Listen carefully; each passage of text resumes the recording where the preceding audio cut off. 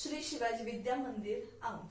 So today we will see DNA packaging, and in that DNA packaging there are two types. First is the packaging in prokaryotes and second is the packaging in eukaryotes. So first we will see the packaging in a prokaryotes. So we all of you know that DNA is a double helix and it has a length about 2.2 meter and the nucleus is approximately 10 raised to minus 6 meter. This DNA has to package in a prokaryotes and eukaryotes. So in prokaryotes, in that there is a coiling and supercoiling. So what do you mean by coiling and supercoiling? That means DNA is supercoiled. Have you ever seen your wired headphones? So you can see these particular wired headphones, it is coiled with each other. Like that, DNA also supercoiled.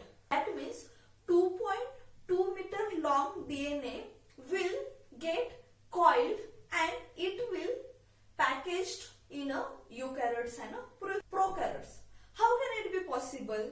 So in prokaryotes, bacteria called as a E. coli, and this E. coli is a circular, small in size, and it is a highly folded. And one more thing, it has a necked ring DNA. So in this E. coli, this particular DNA will get folded. That means it will get supercoiled and it will get packaged. But how? So there is a one protein called as a histone.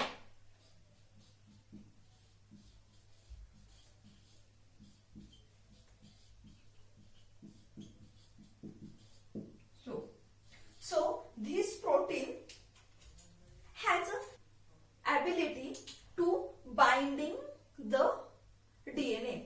So DNA will get bound by the histone. That means this histone is a protein and this will get binded. And there is a two enzymes are present, DNA gyrase.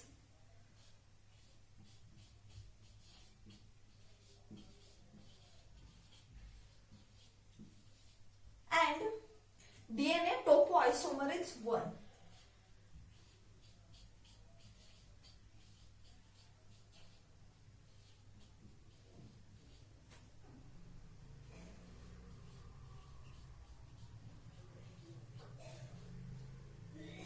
So these two enzymes will help that particular DNA will remain forever supercoiled. That means further this particular DNA will didn't unfolded and uncoiled. It will remain only coiled. So first you can see there is a circular and unfolded chromosome. After that it will get folded about 40 to 50 loops. Here is not possible to show 40 to 50 loops, but you can consider only 3-4 loops, but actually there is a 40 to 50 loops are present. So then this chromosome get supercoiled. I have already told that what is a supercoiled. And here you can see each and every loop separately supercoiled. And here is the RNA and DNA. You can see each and every loop get coiled, and here some loop get coiled and some are a nicked DNA. So in this way prokaryotes will supercoil. After the prokaryotes we will see the eukaryotes. Now we will see the packaging in a eukaryotes. So basically we have already know the DNA is the double helix and we already know the length of a DNA is a 2.2 meter. That means DNA is a thread-like structure and which is a very long in a size. So how it can be packaged in a nucleus? So how can it be packaged in a small size? So here also there is a process for a packaging. So first of all, DNA is a negative charge molecule.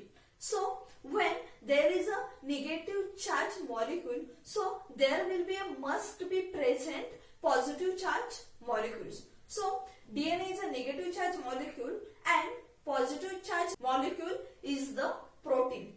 That means around the positive charge protein there will be a negative charge DNA. Have you ever seen a thread? That thread is rounded around a particular thing. That means it is get packaged in a small size. Same as here, there will thread is considered thread is a negative charge DNA and there is a one thing that DNA will get. That means that thread will get rounded. There will be a positive charge protein. Same as you can see here, this is the protein and this is the DNA. This negative charge DNA get surrounded, that means get coiled to the particular protein. That means negative charge is a DNA and positive charge is a protein. So you can see in this diagram, there is a H1 histone, H2A, H2B, H3, H4 and here is the DNA and here is the octamer of a histone. Why octamer? Because there is a 8 proteins are present. 1, 2, 3, 4, 5, 6, 7, 8.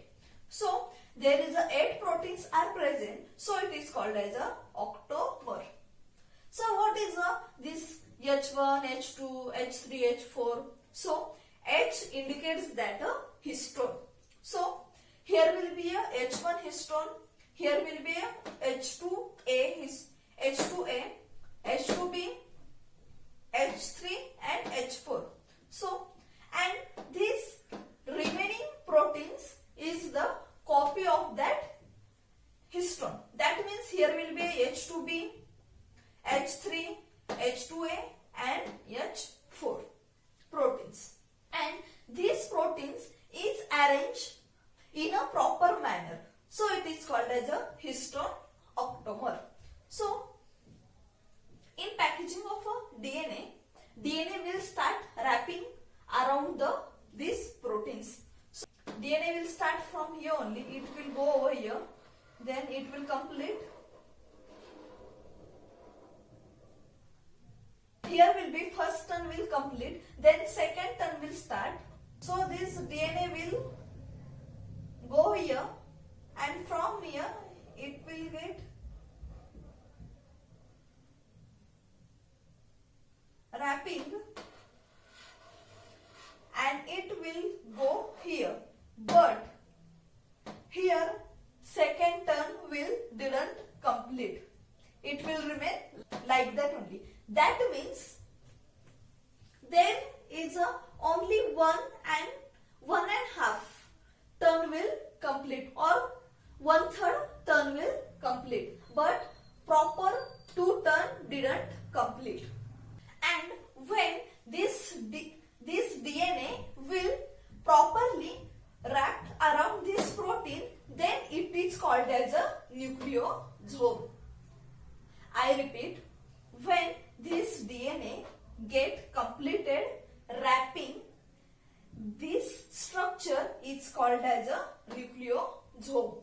So first DNA will form a nucleosome and after this nucleosome it will form a solenoid.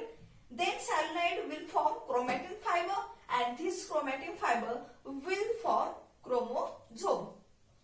Now we will see how solenoid, chromatin fiber and chromosome will form. So when this protein get linked with each other,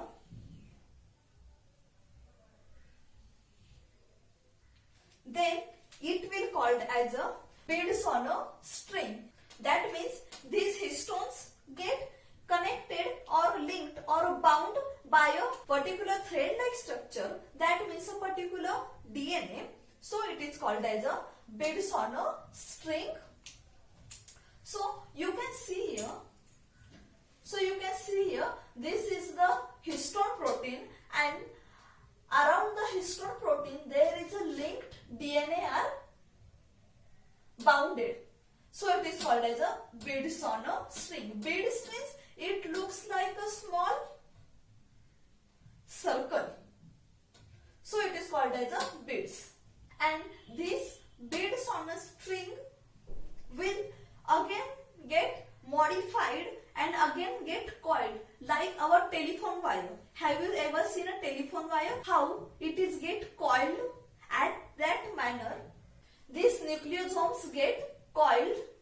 This structure is called as a solenoid. You can see here how it is coiled.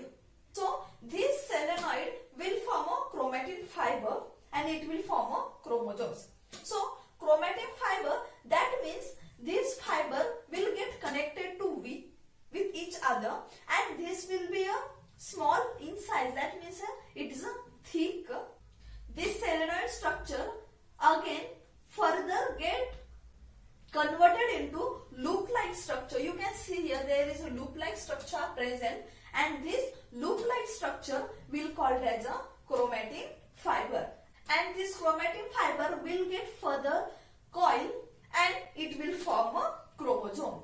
So there is a additional protein called as a non-histone chromosomal protein. So these proteins are included in a packaging of a DNA. There is a two type of a protein. One is the heterochromatin and second is the euchromatin. Heterochromatin is a inactive and it is a condensed. It stains very dark and very strong, and it will present near centromere, telomere. And second is the euchromatin. As compared to heterochromatin, euchromatin is the very active and very fast replicating, and it is present in the non-condensed state. And these both non-histone protein will help in a packaging of a DNA. So we have seen packaging of a DNA, that is a packaging in a eukaryotes and a prokaryotes. As compared to prokaryotes, eukaryotes is a very much important. Now we will conclude the DNA packaging.